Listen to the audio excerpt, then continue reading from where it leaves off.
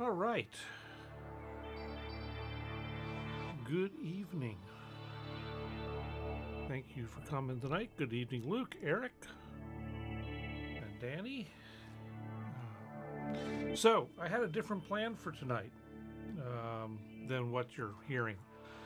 My MIDI interface decided about 15 minutes ago to stop MIDIing. So, everything's in the box tonight. Lightly low. Okay, I can bring that up and bring that down. Is that a little better, Luke? Still trying to not have the whole thing about overmodulating everything. So, let's see. I can probably give it a little more gain, though. Hey, Paul. Good to see you. All right, is that any better, Luke? I should be up a bit hotter now. And I don't think I'm going to overmodulate. Let's see. Let me take a look at... that's better? Okay, good. Good. We'll go with that for tonight and see how it goes. So anyway, as I said, my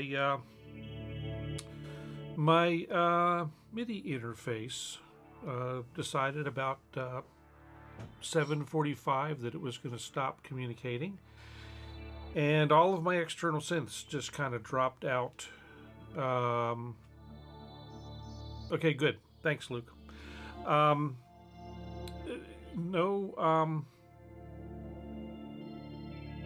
the external synths just dropped out of Ableton, and so I did a quick reset of everything, and still no talkie to any of the external synths. So real quick, flipped a couple things around. I mean, some of this stuff was going to be coming from the box anyway because I was using Vital a lot. But so anyway, not a huge deal, but I did want to play with the Polybrute tonight, and it's kind of out of...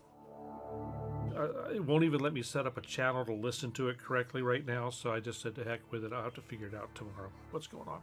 So anyway, we will go ahead and take a look at what's in the jam tonight, because that's what we do. And before I miss County Fair, thank you for coming to visit tonight. So let's see. We'll do that. And let's see. In the jam. I didn't want that. I wanted. I'm all thrown off tonight. I want Cam. I want DAW and Cam 1. That's what I want. All right. So in the jam, first up, let's jump over here. And I've got just a copy of Vital running a pad. And nothing fancy. I think we've even used this one before. A couple of wave tables. One's the first wave table is one that I built on the fly because it still says in it. This one's from Chris Bryant over at Signs of Life. So is that one, and then there's some water. So this got used in the latest tune that I released, actually. So, happy birthday, Valrico. Happy 18. I remember 18. It was not a good year. But anyway, so hopefully her 18th year is better than my 18th year was. Yeah. All the random internet dudes will wish her a wonderful birthday. So anyway, not a whole lot fancy. There's a whole bunch of modulation going on in this. Pretty much everything moving at once in every direction. And I got a couple macros set up for this as well. But since I did not put this inside complete control, I can't really drive it.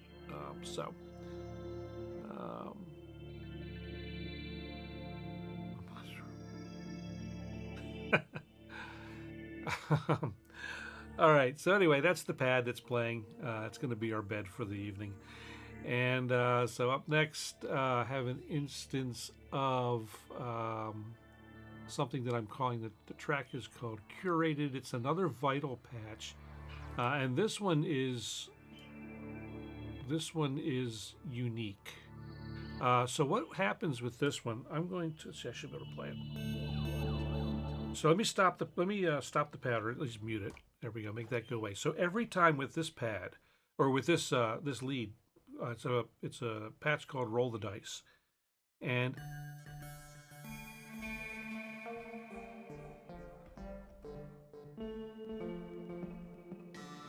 every time I hit a note, it's slightly different.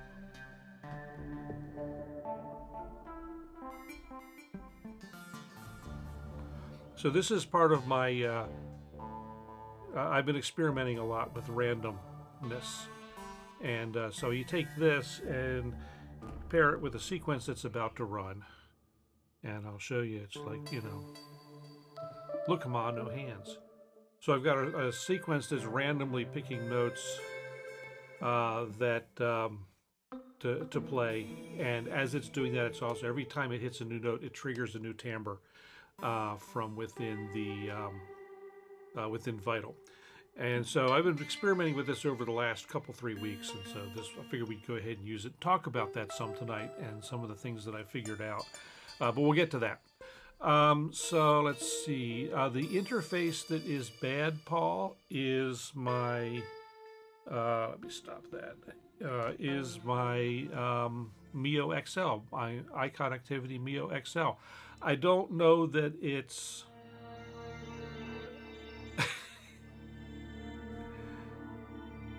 this sounds like a movie, Paul.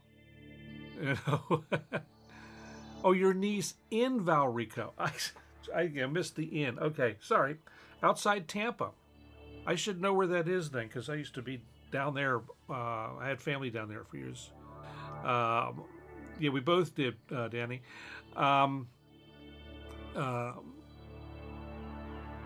Anyway, so anyway, I don't know necessarily that it's bad. It just stopped responding, stopped talking. So I don't know if I don't know. Maybe a cable because I did do some rejiggering of cables and stuff around here. So, but it was working 15 minutes, 20 minutes before showtime, so I have no idea what went on. Anyway, I'll get to that. I'll report back, and we'll see. And we'll see where that goes. So anyway, next up in the jam is another. So this track is also running a random sequence, but not a random synth. I'm using an instance of Razor here, which runs into a delay and reverb within its. I don't want a factory reset. I got weird setups in there. Anyway, it'll be what it'll be. So I've got this is running a chain within complete control, which is kind of a neat thing. And this is Luke's favorite reactor instrument that he's not going to reload. Despite the fact that it's his favorite reactor instrument. So anyway, Razor with this patch. Let's see if it'll let me. Now, right now, I've got this running through a random. So every time I hit a note, it's going to play something different. And again, we'll talk about that. But the nice thing is, the really cool thing is this is all running in complete control. And, you know, I keep talking about this, but it is the thing. You know, I've got control of it directly.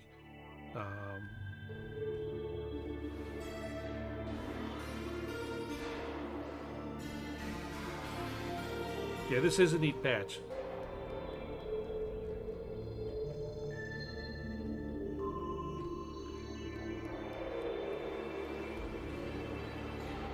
I should have automated. I didn't even think about it. I should have automated mod wheel as part of the random. But I just threw this into this evening as I was, you know, trying to figure out what I was going to do in place of the polyroot. So. Last minute stuff. So anyway, that's cool stuff. Let's see. Also, next up, again, we'll talk about the random. The next track was one that was set up for me to be able to play the same thing. It's the same patch, but do the live lead part that I was playing with it. So I could quickly flip back and forth between the sequenced bit and this.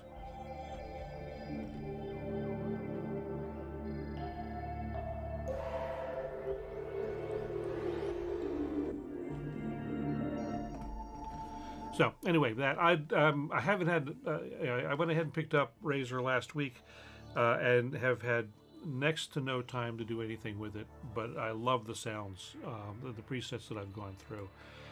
So it's going to be fun to learn to get more out of it. And let's see. So finally in the box is Wave State native software version because, like I said, no MIDI, and that's doing this thing. Or supposedly. Oh, I faded it out. Go back to here.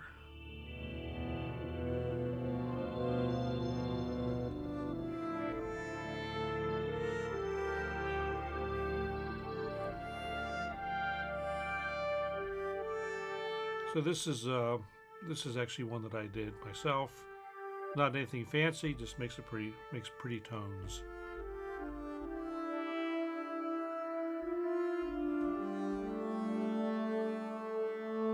And the mod wheel is adding more space, among other things.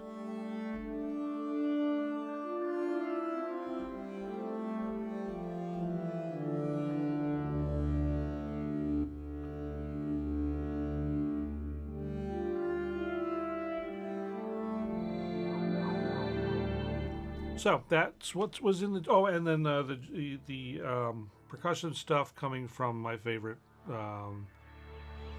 session percussion, which is a contact instrument. It may load. There we go. Nothing fancy here either. I'm just running just, let's see. This, do a thing, just some hand percussion to give a little groove. So, and I had some places for some other stuff. Like I said, I ended up having to kill them out of the live set. So anyway, something to do during the week. Hopefully hopefully a reset or something will take care of getting the Mio XL back to right. Because I really don't want to buy a new MIDI interface right now. Let's see. So what's on for tonight? Well, let's see. It's been a strange week. I'll say that. And a bunch of it was taken up with dealing with stuff for my mom and whatnot. So not a huge amount of planning, but as I said, I've been fooling around with all this random stuff. And the background for that, I think I talked a little bit about this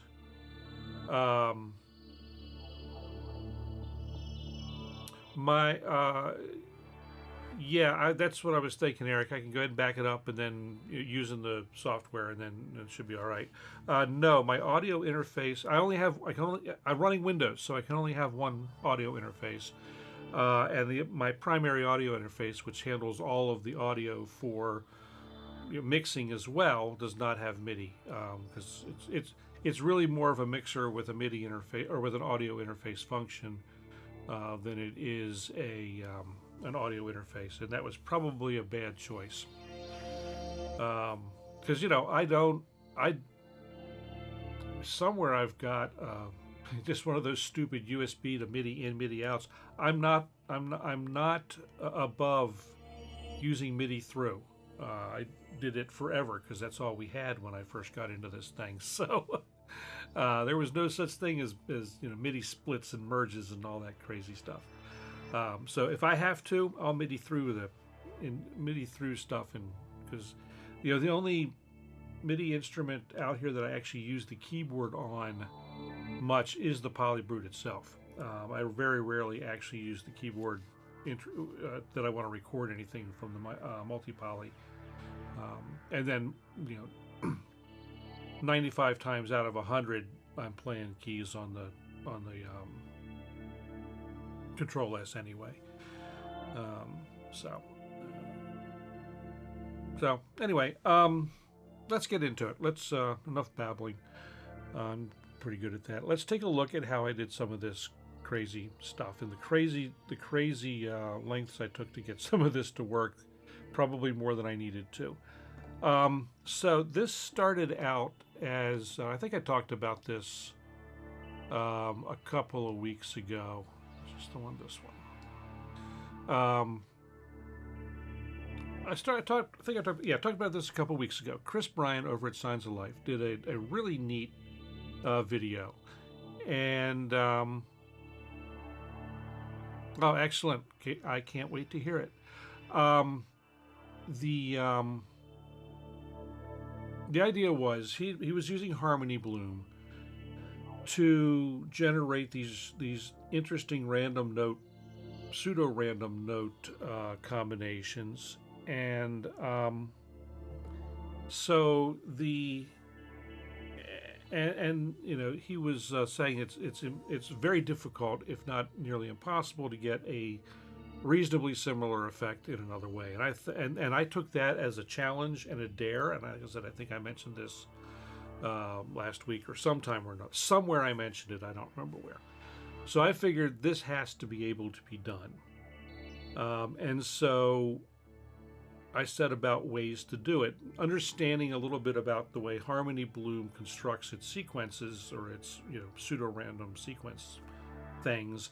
So I said, well, I should be able to build this, and I first did it in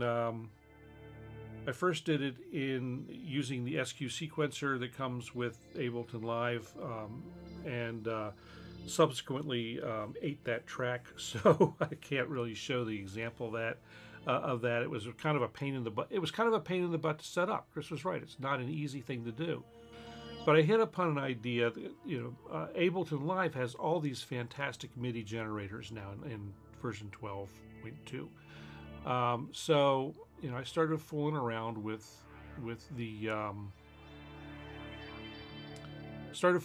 some of those.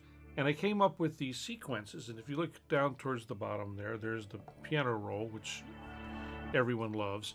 But what these are, each one of these are, basically I took, in this particular one, I did use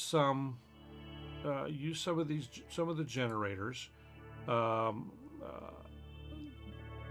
in various orders, and made a string of notes. And then I took the string of notes and I chopped them oddly, as selected just the ones that I wanted, and then I went ahead and added interval offsets to all of these things. And we're going to go ahead and do some of this stuff in a little bit. I'll overview it, and then we'll do some of it. So I did some glissando ups, some glissando downs. I did some other things where I modified them, chopped things up in various different ways. And then when I went through and started getting to get to the random business, let's bring this up. I took the velocity and I set it, not super high, and kind of sort of randomized it a little bit. And actually that went away. I lost that. So let's fix that. So I should be able to grab all these notes. Oh yeah, I did. Okay. So all of these have a random chance of not playing at the highest velocity that I have set here, which is about half a hit. So they will all play at slightly different velocities. The other thing that I did was I went in and set everything to in this particular case, they're 29 to 42% chance of something actually hitting, of any of these notes actually hitting. And so that kind of gives the pseudo-random effect of what's going to hit when. So if I play this sequence, you'll hear it start to hit that vital synth when it feels like it.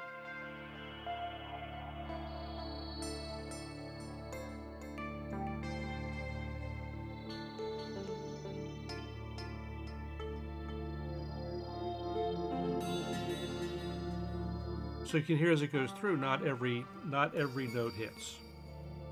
And so I call this a curated set of notes for a pseudo-random generation. And I did a couple different sequences of that.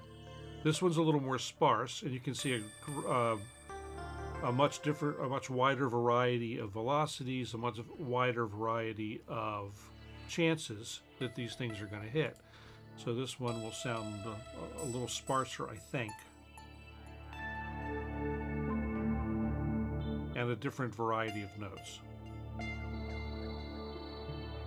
And again, these are chopped up oddly. They're humanized greatly, so they don't fall on the grid. Again, I really wanted kind of a really random kind of effect going on with this. And then I thought, well, this is a lot of work. Short of going ahead and buying a Harmony Bloom, there's got to be an easier way. And sure enough, there is. Let's stop this track. And we'll jump over here. Let's see, make sure I'm not missing any parts of this. I've got it locked to scale, even though the pitch and everything is all scale correct, scale aware. But I went ahead and used the scale. That way, if I decide to change that to D minor, because I did all this in D minor, it'll still hit and it'll still get a note correct. And so that plays into that random generated patch in Vital. Runs through some EQ just to cut the low end off, because some of these things could get really deep and make, rattle your teeth. And then that was it. Bass monoed it just to keep the phasing decent. Next track is doing the same, a similar kind of function. We're still getting, make sure I'm not missing anything. Okay. A similar kind of function. This time we're feeding this.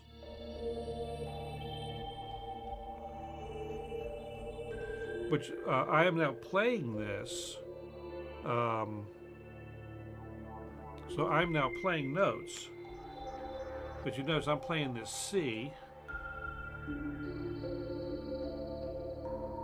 Every time I hit the note, it's hitting something different.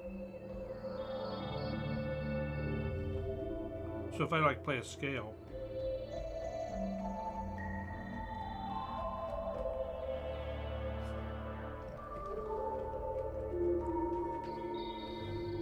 so the way that one's working is this one's really simple. To actually get it to play the notes randomly every time you get a hit, the folks at Ableton have included a new. Well, actually, I don't even know how long this one's been around, but this is random, and basically every time it gets a gate, there's some chance that it will deviate from what comes in. And you know, it's the other thing I found, the larger the number of the percentage of chance, the wider the range of notes as well.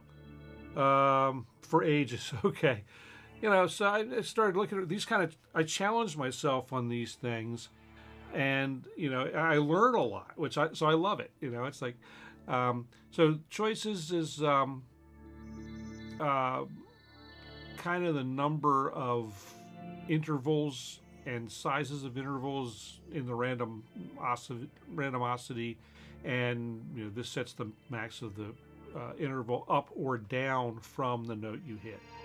If you have it set to add, every note you hit is going to be higher than the one, or every note that sounds is going to be higher than the one you hit.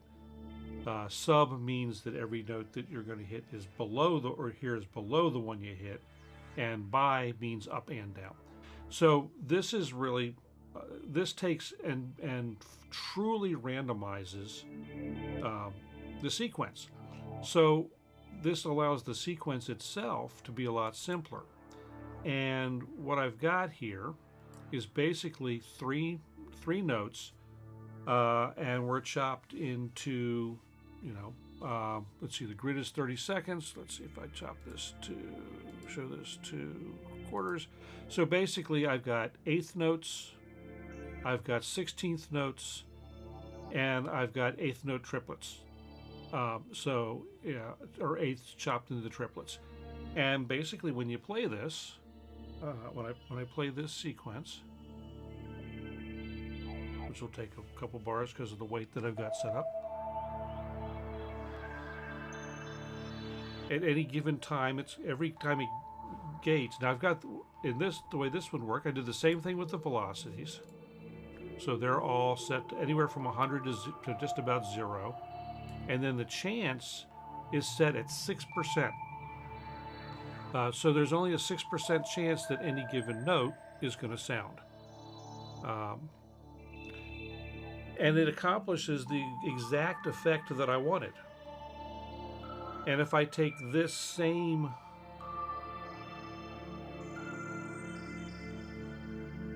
no, I have not read that yet. There's so much stuff I haven't read about about some of the new stuff. It's just, you know, there's so much stuff in Ableton Live. I mean, it's kind of sort of mind-blowing how much you can do with Ableton Live, that we would have just had to you know, slave over even a year ago. All those new MIDI composer tools, I'm just getting into. I started getting into them because of challenging myself to do this random thing and how to feed the random. Yeah, no, Paul, not going there.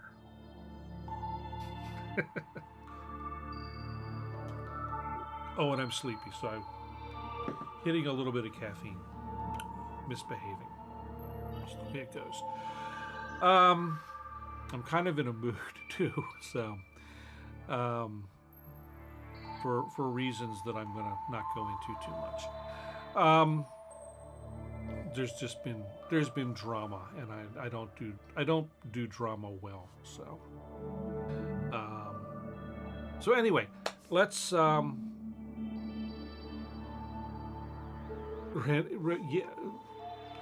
Well, and so in as far as oh, you're talking in VCV. Yeah, I know I can do all this stuff in VCV, but I don't want to. You know, it's kind of a decision I've made. I want to keep my tool set. My tool set's already too big, so I'm trying to moderate the size of the tool set, because I find that if I have too many tools, I spend too much time experimenting with too many tools, and I don't get stuff done. Let me stop the randoms there. So if I can limit a few tools and learn them pretty well, then move on. Overload, exactly. We talked about this last week or the week before, whatever it was. If we look here, I mean, I've still got too much stuff here. If I compact all this stuff down where it belongs. Well, and exactly, it's no modular for me. But if we get into this is my set of instruments, or the manufacturers of instruments, and and I cut some out. Like if you look into Native Instruments, it just shows complete control and contact. I took out a whole slew of contact instruments and a whole slew of that stuff. And so the thing with modular for me too is that I've done modular. I did it years ago. I mean, I didn't own my own, but I had access to. Yeah, that's too much. I had access to a 5U Moog modular system, so I did modular. I played with it. I had fun, and it was fun, and I went back and forth. If you visit the website, there are two or three or maybe four articles on the website about my deciding to not get into modular, and I've looked at it. I keep looking at it. Every once in a while, it's like I get the itch and I'll start poking around, and it's like, yeah, okay, this is a rabbit hole that I could go into and never come out, and have a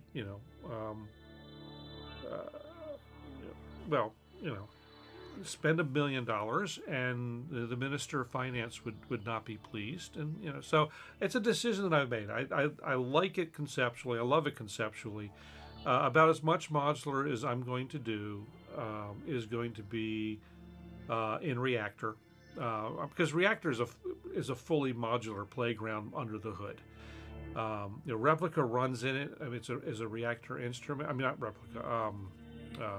A Razor is a Reactor instrument. I've got several other really interesting Reactor instruments. They're fun to play with. But if I get down under the hood, it's all the building blocks of synthesizers, building modules within. There's also Reactor blocks, which is a full modular system. So I've got all the modular that I could need already.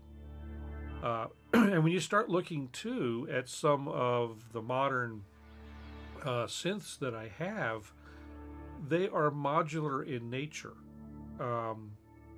Even though they're all within either one hardware box or one window, they're modular in nature. I have oscillators that I can route to filters or effects, and there's modulators and the whole thing, and I can route them wherever I want them in whatever levels that I want. So I've got a patch through an attenuverter into whatever function it is that I want to use. So I just kind of made the decision. I don't need that. I don't need a wall of things over here with cables dangling out of it, as cool as it is, you know. So, and you know, it's, if you get into VCV or something like that, which is great. I love VCV, I really do. Or Cardinal, they're both really good. There's 3,100 modules, and you know, it's like you get into, or I get into analysis paralysis, you know. So anyway, that's my story. I'm sticking to it. Back to the randomoscity. So if we look at these things, and we can go ahead and do one. Let's just go ahead and build one. We'll build the whole thing from scratch. I think Jeff is still coming back from out of town, so I don't think he's streaming tonight. So let's go ahead, and so if I run over a little bit, it's not gonna hurt anything. So I'm going to do two things. First, I'm going to build the random note patch, or a random note patch, and just to make it so that it's easy and quick, I'm going to do it in Vital again. Although, you know, and you could do it in, do it there. Do it in Pigments. You could do it in, you can do it in Serum too. You can do it in you know, whatever. Pretty much any synth will allow you to do what it is that I'm going to do here. This one is just quick and easily visual, so we'll use this. You know, so you know, Paul, my sound design. Sometimes sound design is with purpose. Sometimes it is. That's a loaded question, Luke. We will we'll go ahead and ask, and we'll jump into that. Static electricity and synths, not a good mix. So okay, so and just real quick on that, you can get vacuums that are designed for using for cleaning your PC, and they are static free. I'll say static reduced. But what happens when you suck dry air through a metal tube? You generate static electricity.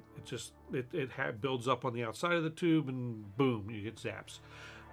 So a lot of these and many plastics also have the same kind of property. So they've made these little hand vacs for cleaning PCs. I think there's a lot of carbon fiber involved, which does not have the same properties. And they've got attachments that are like miniature versions of what you'd have for a regular vacuum. So that's it, you know. And most computer stores are places that deal in electronic parts and stuff like that, sell those guys. They're not super expensive. So that's, if you're going to vacuum a synth, that's what I would recommend. When I'm cleaning a synth myself, because every time I come in here, I have to dust. I have the world's dustiest studio, I think.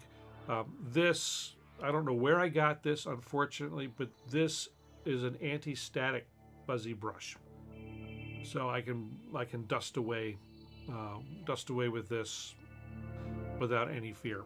Another thing that you can use that's static free, as a duster anyway, is when I put it away. So there's a thing that you can get for shotgun microphones for video, called a dead cat. And basically it's a tube made out of fuzzy material.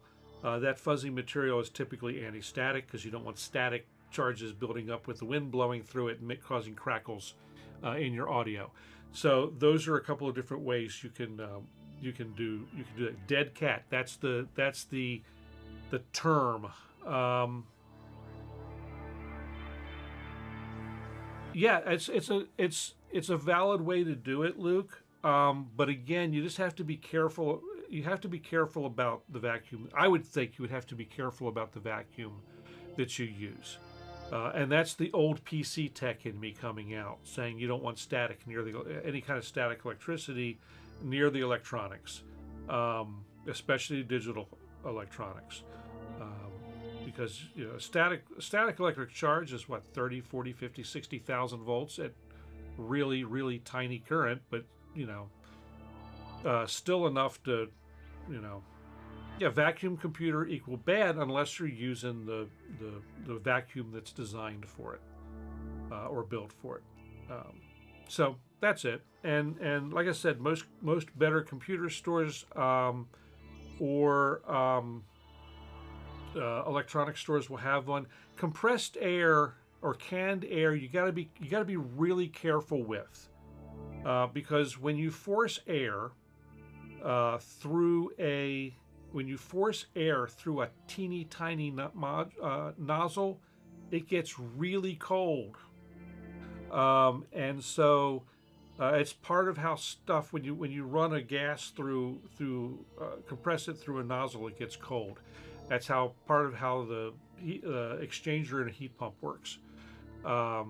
The problem is that you can cause is you can freeze a component, and the jeez.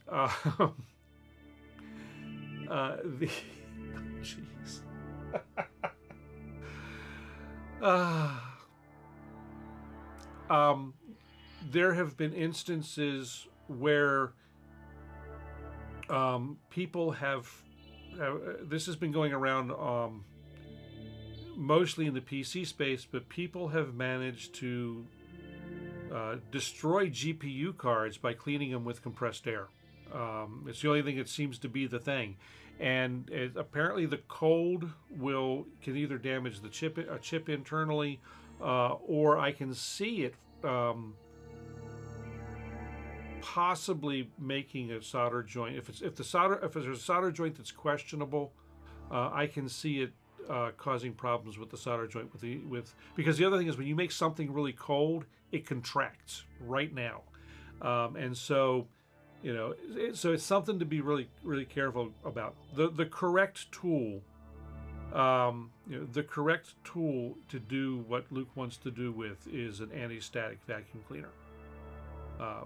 Short of doing what something like Kent Spong or a friend of mine, Thorsten, does, is they actually take everything apart and clean it laboriously with contact cleaner or alcohol or whatever the appropriate cleaner is to get the stuff out, and then put it all back together.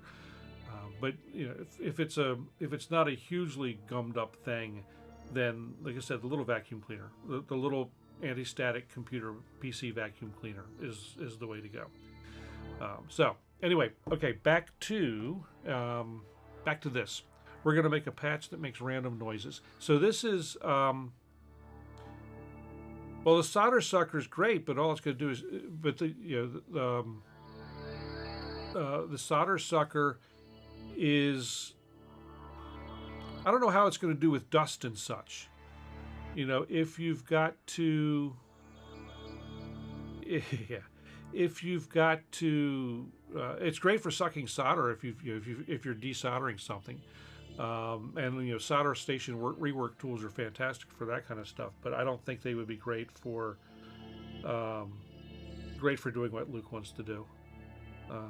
Like I say, correct tool for the job, and there's one designed kind of specifically for it. So that's what I would use.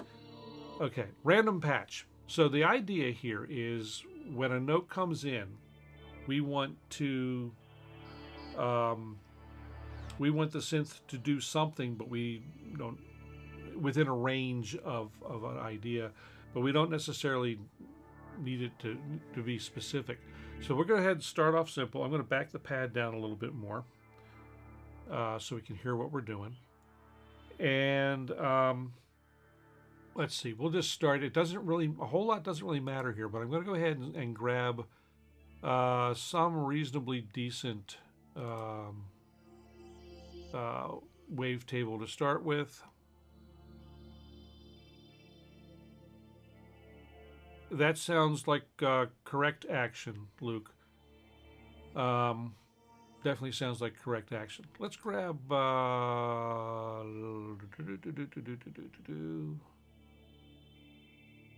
Let's try this one. How's this sound? Ew. That's loud. Let me turn it down a little bit. We're in this track here. So, you know, wavetable, we can. That's a little sharper than I wanted it to be, but we can bang that through a filter, and that'll be good. That'll give us a wide range of things to play with. So let's go ahead and turn on filter 1. I'm going to bring the resonance down some.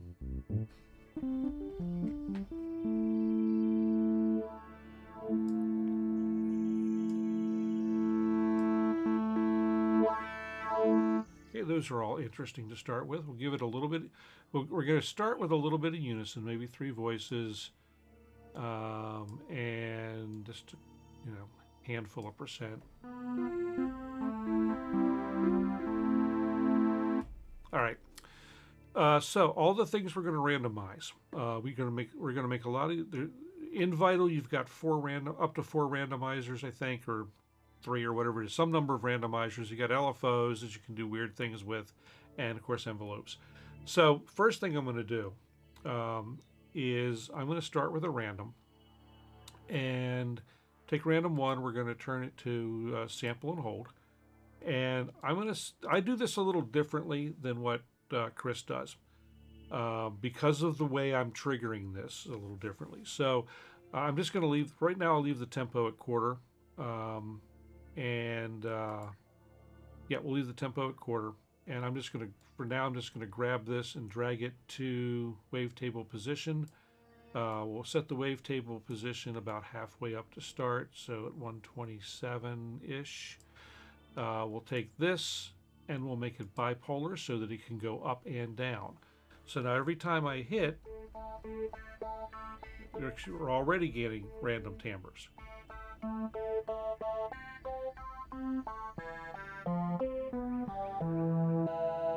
And if I hold the note, now one thing that Chris does with this, how does he do this? Let's see. There's a way. Remember where it is. You can actually set this to freeze. I don't think if we're doing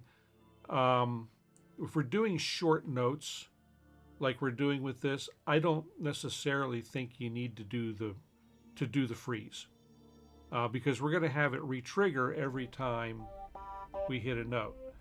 So I don't think the freeze function is necessary, at least in this case. And so just to keep things interesting, I'm going to set up random 2 to again be sample and hold. I'll give it the same tempo, it's fine. And we'll drag this to cutoff. Again, we'll make it bipolar. Come on. There we go. Hit the little thing. There we go. Bipolar.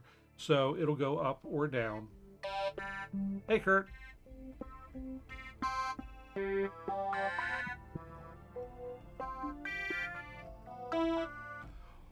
So, random tones, pretty simply. And so the other thing we can start to do is we can have, we got more randoms. So the next thing, let's go ahead and add another timbre to this to mix in and out. And so we'll go here, and I will go to user, and let's try this. What's this one look like? Yeah. Oh, that was those experiments.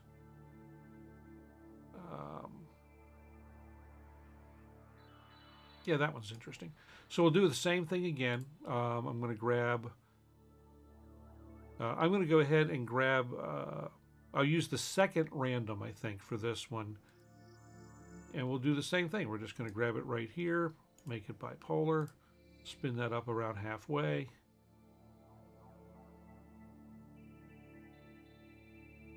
Like so.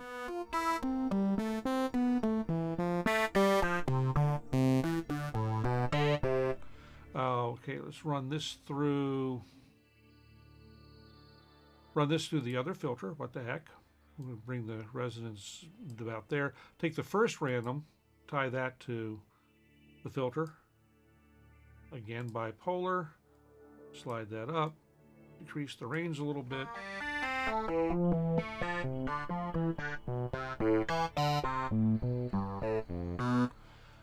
And let's go ahead and tie one of the randoms to the resonance too, just because we can.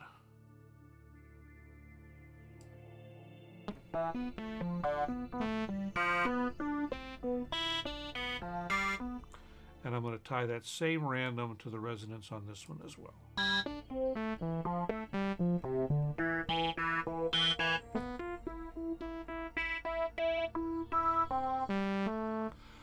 Okay, so now we're going to turn these into plucks.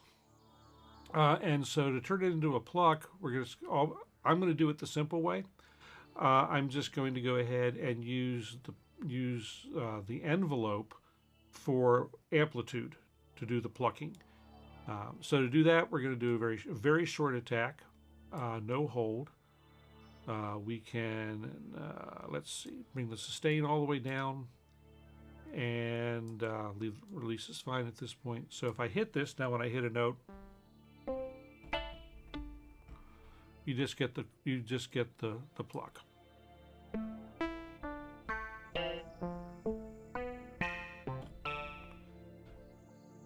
Going to get another random, and I'm going to set that to, again, sample and hold, and we're going to take that and we're going to put that on the decay time. Again, make it bipolar. Change the range a little bit.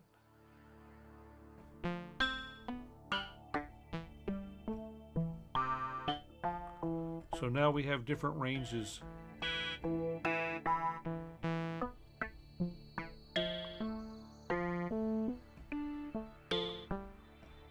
Different ranges of the decay time. So each pluck is a little different. We could also affect the attack if we wanted, although I wouldn't want to go too far with that. So that's, and we could add more. I mean, we could add more and more and more and stuff, but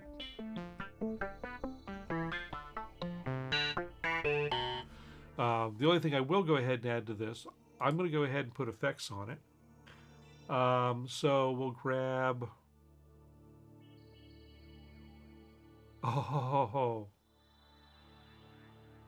you're making me drool, Kurt. The Solar 42 is amazing. It is an ambient creation dream as far as I'm concerned. Yeah, I'd like to have one of those. So the next thing I'm going to do, go ahead and add some delay. Yeah, get it now. Exactly.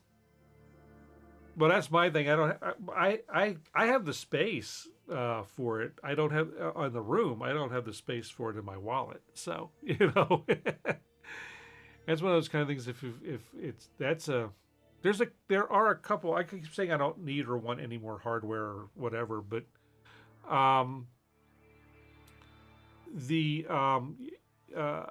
but that's one thing that I could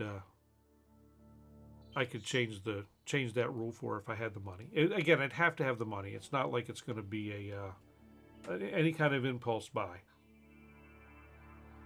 That's for sure. Lots of other stuff would have to go. It is everything I've seen of it. It sounds amazing. It does the things. So we got the delay added.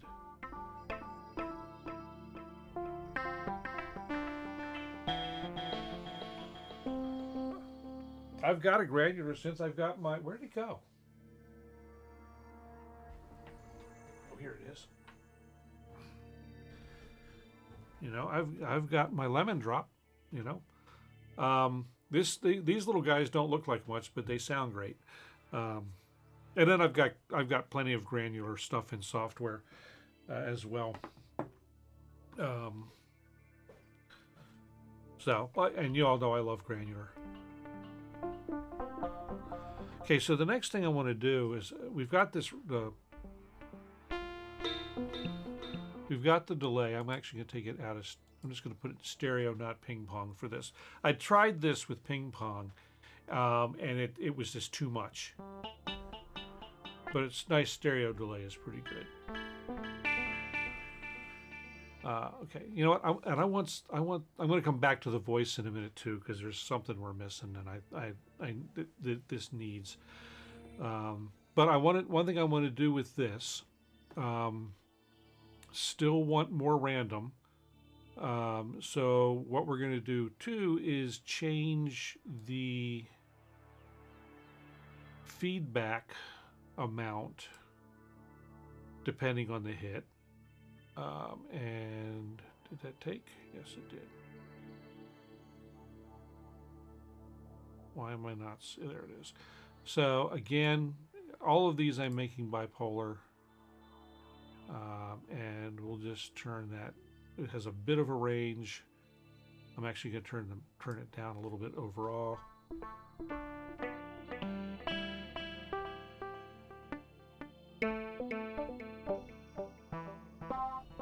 Did I get the bipolar switch? Yep. Maybe I'll turn it down a little bit and then turn the range up a little more.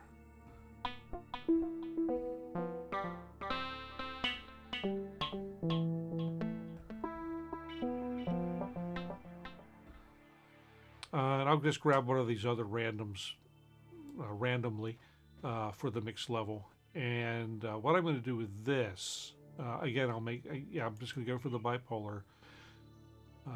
Boom.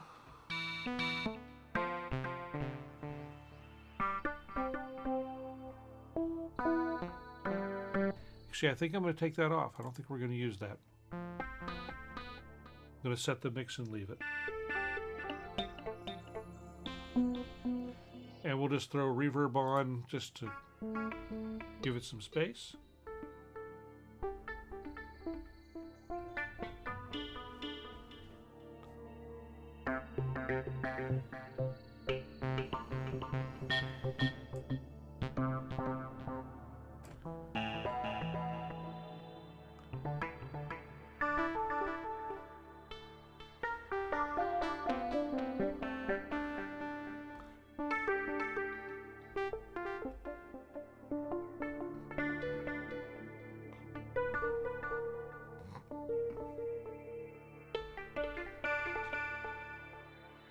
So, yeah, the Micro Freak has the granular, and Mini Freak has granular now in the latest version too. I'm pretty sure.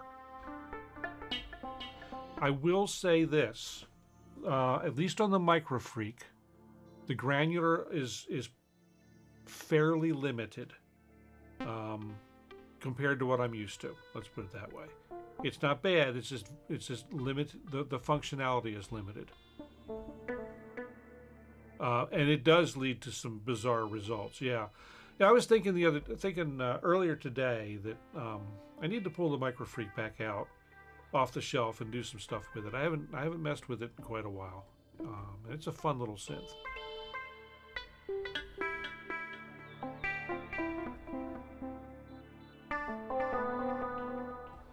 Okay, I like the effects, but what we're missing something in the voicing here. And I really want something just simple. So what I'm going to do, I'm going to go ahead and go to here. I'm going to grab Factory, Basic Shapes.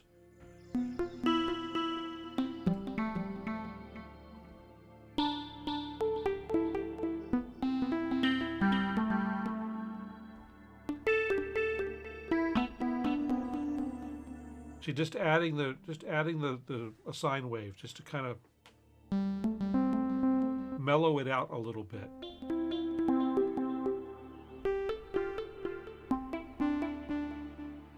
And I'm not passing the so in this part of, if you're not familiar with it in Vital, for those watching who aren't, you can choose any number of places as to where you want to So, and that's Luke. Yes, that's another way to another thing you could do. You could add, and I was actually going to play with a couple of things, and we'll play with both of them tonight. Yeah, you can do another layer. Well, you can't do another layer on Vital. I mean, this is, but you could do another instrument. Um, you know, we could take. Oh heck, this could get fun. Let's go ahead and turn this off. So we've got this.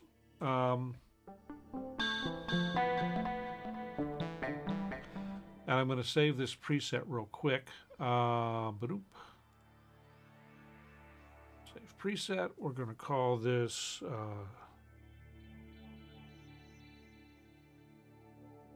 random stream pluck. Plooch. There we go. Pluck. It is a. Oh. Call it an experiment, and we'll save that. And the reason I'm going to save that this way is, well, there's already a pad under it. I mean, you know. Or are you saying we're going to try and add the pad to to the randomized thing? We can try that too, because here's what I was going to do. So we've got this guy now. I'm going to go ahead and do instrument. Can I can just add this to a rack, can't I?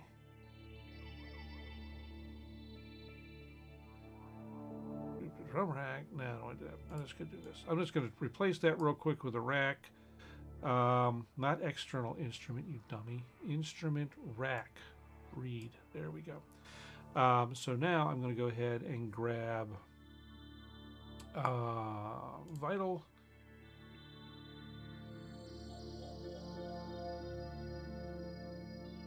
Well, I mean, the pad is, let's go ahead and pull this preset back up. Boom.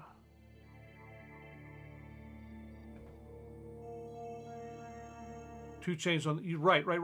That's where I was. That's what I was heading to do, Luke. So I'm going to grab. I'll just grab another Vital because it's easy and quick. I thought I could do that, and it just wasn't in my head. So I'll add another instance of Vital, and I will grab a pad, and let's grab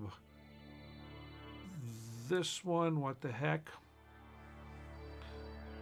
So now, let's see if this is what this is going to do.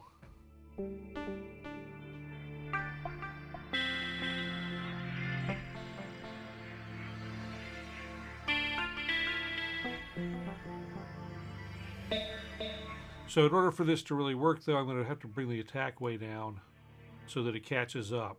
And you'll see why I have to do that in a minute.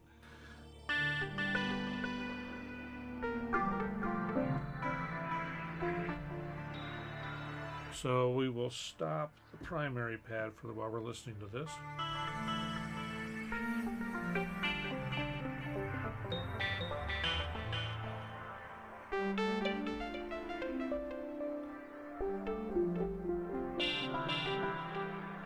All right, so we've got an interesting sound here. This is an interesting combo. I like this.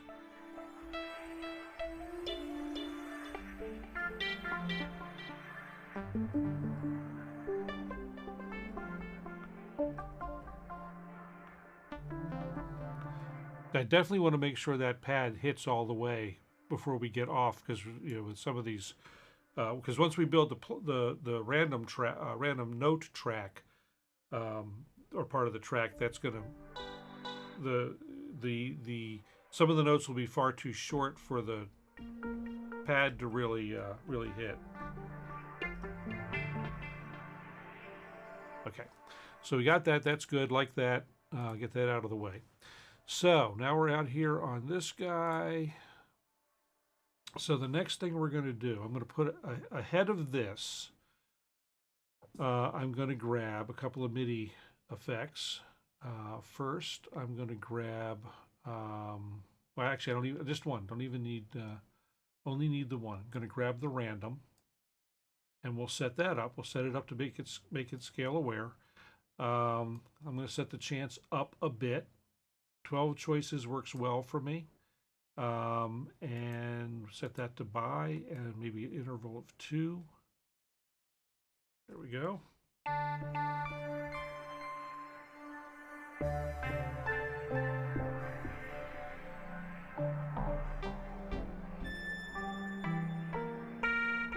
So every time I hit a note, it's playing something different. In scale, or in the key of D minor.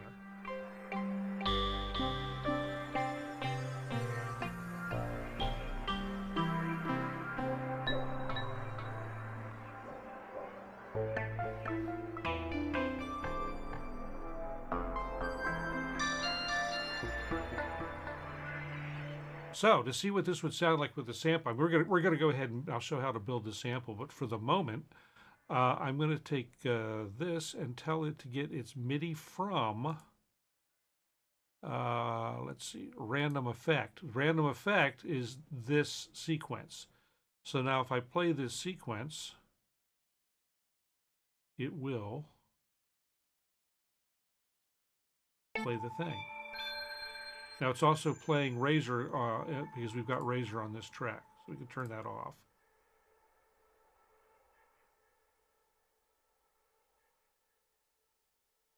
Should be playing that. Where'd it go?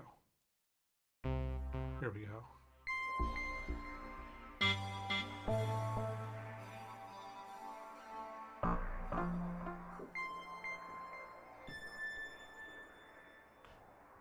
And now we could add the main pad back to that.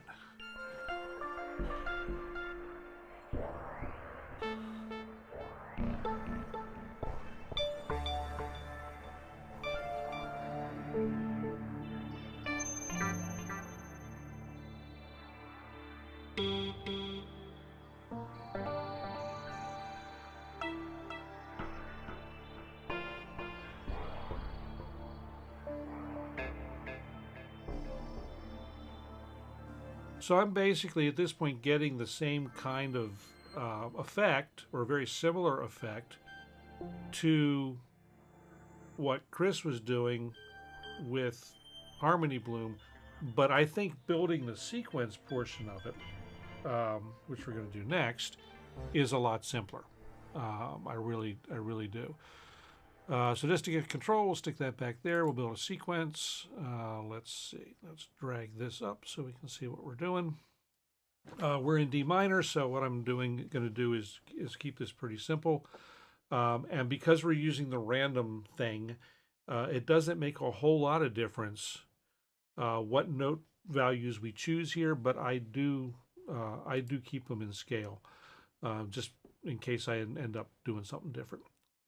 So I'm going to move the chat. I will still be able to see you over to my right, just so we can see what we're doing. And I'm just going to take, I don't think I need to be more than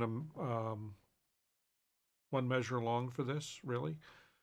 If we do, we can change it. So I'll just go ahead and give us a D all the way across. And here's where we start getting into these MIDI note tools. We go here. We're going to take this. We go select the note and come in here, and we can chop, which will chop to grid, or however we tell it. So we can chop this thing up. And if you notice, if you look careful, you can see the grid lines are here, but my note lengths have nothing to do with the grid. And so we can leave gaps in here. And it'll create these interesting patterns. So that'll be fine for that one. Again, staying in the key. We'll grab that guy, and another one that I was using was not a bunch of them I was using, but the chop is really the thing. It's actually, and I just figured this is actually easier. You can chop, like I can do this and chop to grid. So if I got my grid set to 16th, if I chop notes on grid, those are a bunch of 16th notes. All right, Eric. say hi to the wifey. We'll all say hi. And so those will hang on 16th notes. We can set another one here that is, we'll do one at, let's do one at halves. So I'll grab F and just basically, come on, chop that guy on the grid. Oh, and we can do one, we'll do one more. And again, it doesn't really matter what the notes are that we're doing. And I'll do this another one with a chop, with this chop here. I'm going to turn the variation up.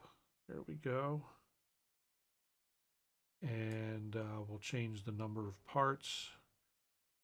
So all this stuff is hanging around off the grid, or on the grid or off the grid, depending on which note it is. We can fold that guy up and get it out of the way. And now here's where we get to do the random parts. I'm going to bring the velocity area up. We'll select all the notes. And I'm going to grab in the tap into velocity. And all I'm going to do, I could either just, I could randomize, but what I'm going to do is I'm going to just deviate. And I'll set the whole thing a little bit lower. Bring everything down around their tops. And we'll deviate down to, you know, minimal.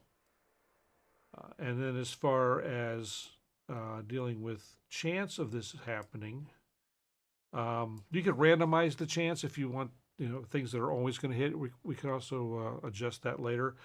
But I'm going to still have I still have all the notes selected. So if I bring everything down to maybe 6% or so, probably is a good place to start. So all of these have a 6% chance of hitting. Some will hit together, some will hit separately. You know, who knows? But it's because it's getting pretty random. The only other thing that I'm going to do here, just because, where is it? Where is it? Where is it? Here, here. I'm going to humanize it a couple of times just to pull it even further off grid. Because, like I say, time does not specifically matter with these. We're going to hold time with our percussion track or a bass track or something like that, more traditional track that's got some sort of beat to it. So if I play this track now, we'll see what we get.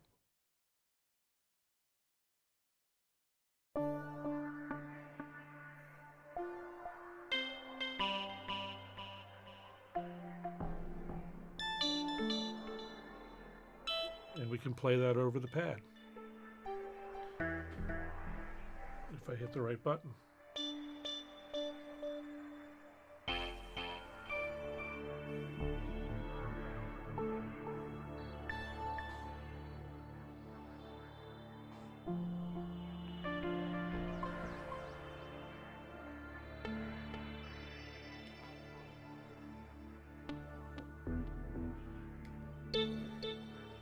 And so, of course, we can introduce a second random track. We can bring that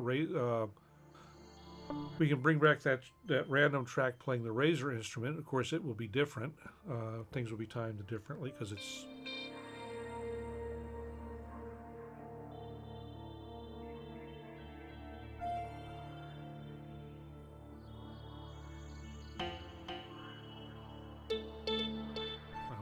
Oh, did I turn it down? No. Wonder why we're not getting. Did I turn? What did I turn off in the random? In the. Oh, I turned the synth off. So now I've got two different random sequences generated kind of the same way. This one's just a little more on grid. Generating these random effects.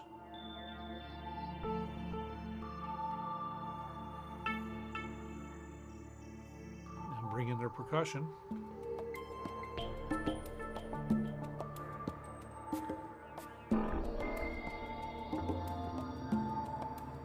And it gives you something to jam over.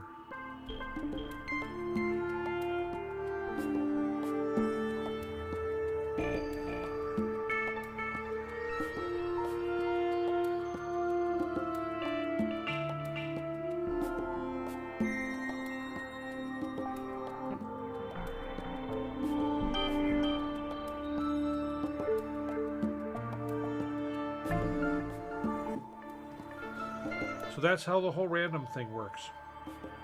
Where are things play? Stop. So that's it. That's I've been having a lot of fun with that. Nice, simple way to have fun. Makes some interesting sounds, and if you pair that with a a decent pad and a decent lead sound and bass and whatnot, it ends up sounding pretty nice. And it's a fun way to make some sounds, some bleep bloops, which is what it's all about. So that's pretty much it for the evening. Got any questions? Sing out. And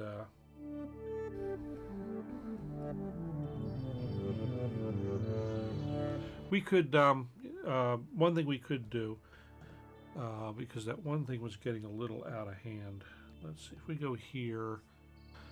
Go to this, go to this.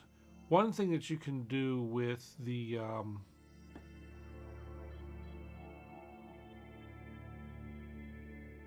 so random is doing, Paul, is generating MIDI notes. So it's not doing any of the sound. The sound is being generated by, in this, the new example, by Vital. If I play this other track here, if I play this guy, the notes are actually being generated by Razor, or the timbre tones are being generated by a Razor patch. But the choice of notes is being generated by the random.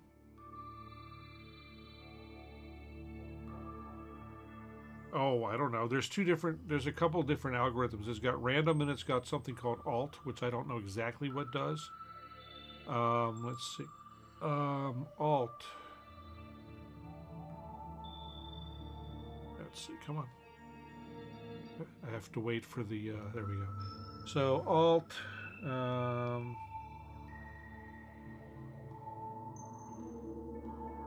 random is no particular order, and alt pitches are cycled through in a fixed round robin sequence. So the control of what's what, how the algorithm gets touched, is controlled by these three controls. So the likelihood that a MIDI note is going to be changed from its original value, the number of choices that it has to make, and then the interval between those choices, essentially. And then, like I said this earlier, these guys determine the direction, whether we're only going higher, lower, or both directions. So that's the algorithm. If you want, if you want a curated kind of algorithm for your random, that's where you start getting into these things like I did here in the curated track, where I do these kind of things, where I basically choose what notes are going to be available in some way. I mean, obviously, they use the MIDI generators to develop these note pools. And so now we sweep across this, and the chance, yeah, I'll have to look into the probability groups. That's something I haven't gotten into yet. But these all have a probability of whether or not they're going to play, or a chance as to whether they're going to play, which in this case is anywhere between, looks like, on this particular track, anywhere between about 30 and 50%, 30 and 45%, somewhere in there. On this other one that I did, there's 6% chance that the one that's playing now is a 6% chance that anything's going to actually hit.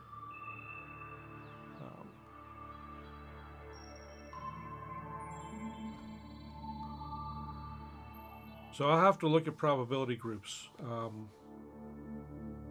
That said, I've achieved the effect that I was looking for. There are other tools too that you can use.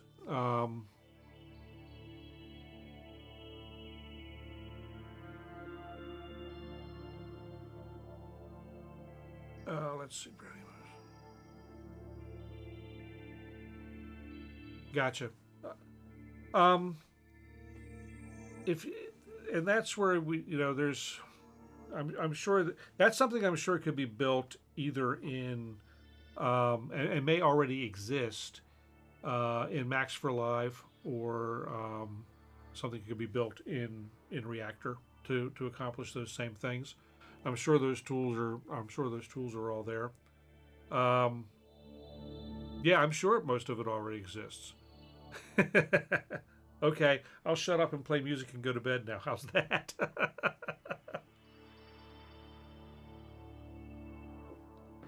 But yeah, Max for Live would be the friend. And as Luke said, someone's probably already made it. It may already be. If I were to dig around, I don't know what I have.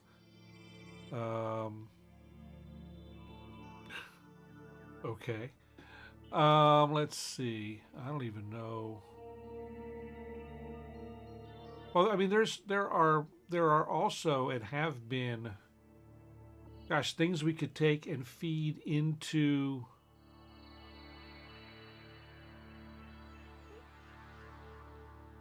Wow, I wonder how this would work. Let's see. Let's play. Let's play. We've got this thing already, so I wonder how this would work. If I come into, let's get this out of the way. See, one of the things about doing it the way that I'm doing is we have some control as to when it happens. But that's, we could take the rotating rhythm generator, punch that into the,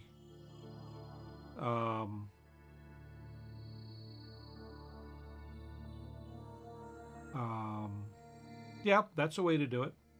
Now, and so that's another thing that I haven't tried yet with this. I suspect that there's probably a way I could make this work. Maybe not within Vital, but I bet you I could make this work internally without having to do any other,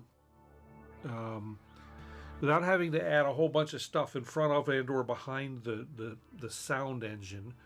I am pretty certain this could be done within Pigments if I'm going to do it in software, or software hardware. I would venture to bet that I could accomplish something along these lines, and it was actually what was going to be my next set of experiments, is to accomplish something like this with the multi-poly and or the wave state.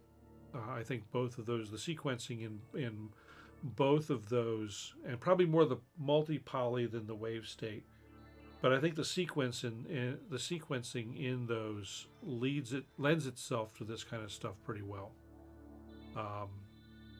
Because if you get into, let's see, wave state. Well, I've got wave state loaded here, so we can look. If we look into the sequence, I've got all these different shapes and gate lengths and step sequences, and I can change the sample. I can change what I can also modulate what's going on in filters and other modifiers of the sound through the sequencer. It can all be randomized. Anything can be randomized. And then certain tracks within the sequencer can use other tracks to modify them. So it's if you want to do this kind of randomosity stuff, you can do it right here.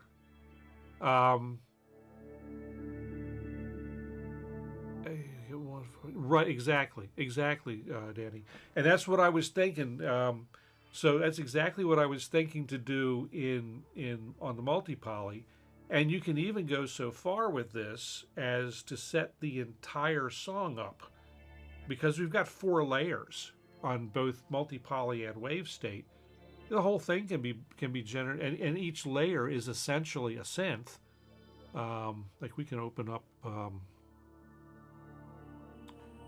Oops, not that. Let me grab another track real quick. Not that. Click this, and just so we have this, we're just going to be looking, so I'm not going to really get into it much. But grab multi-poly, stick it in here. There we go. So when we get into this, as we've discussed, each layer is a complete synthesizer. And each layer has its own sequence track, and much of its own effects. So these two synths, the multi-poly and the wave state in particular, are absolute song-in-a-box synths. And Danny uses the mod wave as a song-in-a-box synth, and also even the Op6. I mean, his stuff, if you've not listened to it, I keep saying this, but if you've not gone to listen to his stuff, check him out. I mean, I don't have the links below this week. I'll get them in there, but definitely, if you haven't, go hear his music. It is, what he's doing with these synthesizers is amazing. It just,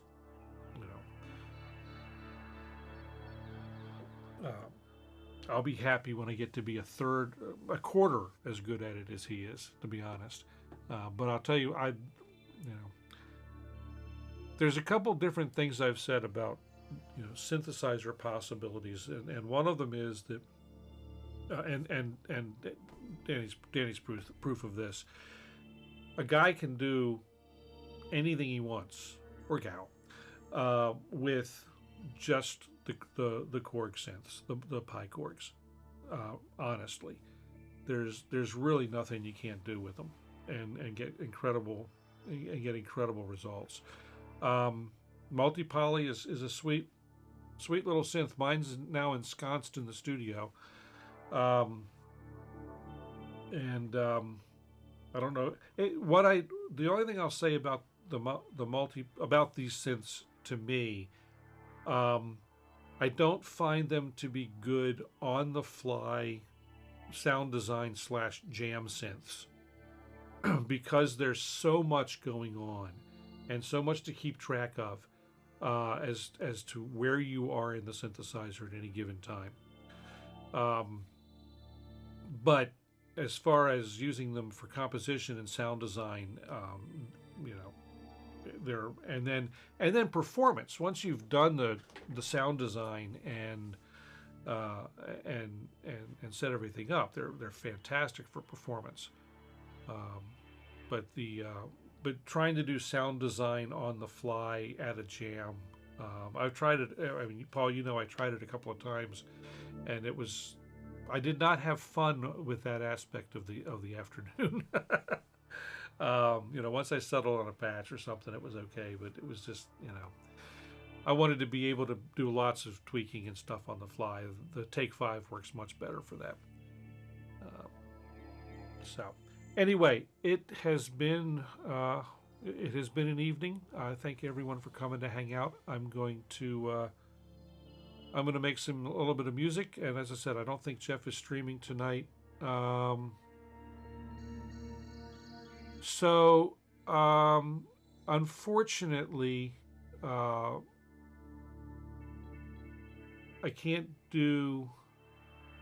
don't think I can let you do links in chat. I do not see a place to moderate. Luke, did you see a place to moderate that? Turn it on. I'm not seeing it anywhere in my screen. Let's see. Yeah, I don't have a way to you have to have a certain number of subscribers and to have some of the controls for that, and I don't yet. So I think you need 1,000 subscribers or something like that. The other thing is go ahead and pop a comment on the stream, and that'll be great. And V equal.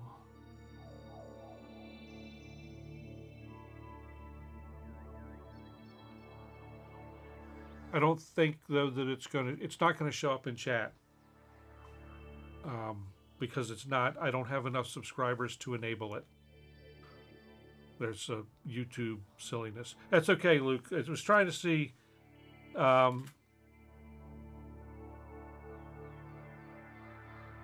you can put the text part, but it's not going to do it as a link.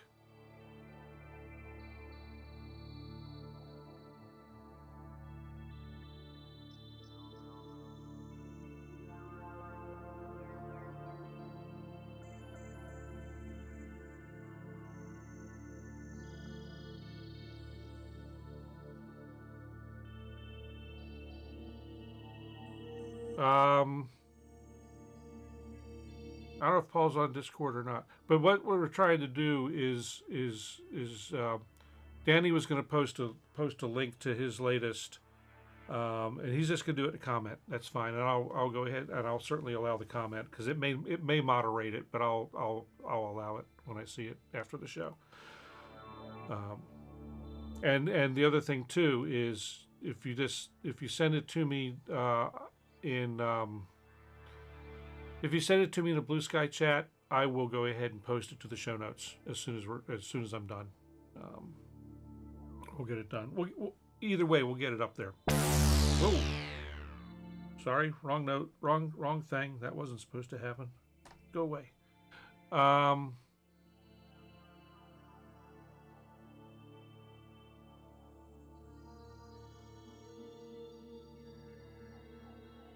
Okay. Well, it's a thing. Let's get stuff going again here. So anyway, it's about 9:40. Time for me to go to bed. So I am going to play out for the evening. Thanks everyone for coming. Anything else in comments or whatnot, I will, like I said, play some music. And thanks everyone. We'll see you all next time. Planning at this point to be back again Monday night.